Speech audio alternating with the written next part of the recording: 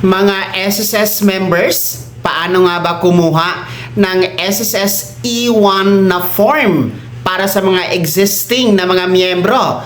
Well, ang E1 na form ni SSS ay lifetime na dokumento. Ito po ay binibigay sa atin during sa aplikasyon ng membership natin kay SSS. Naglalaman ito ng lifetime SSS information natin, katulad ng SSS number.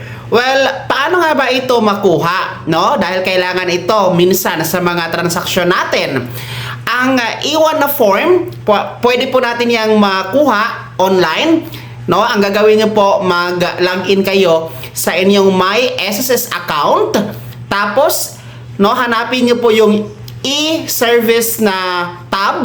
Pag-click nyo yan, i-click nyo po yung request data, and after that, i-click nyo po yung E1 na form. So, pwede nyo po yung i-download, pwede nyo i-screenshot, nang sa ganon, magkaroon kayo ng kopya ng inyong SSS E1 form para po sa mga nakalimot na sa SSS number nila at iba pang SSS information.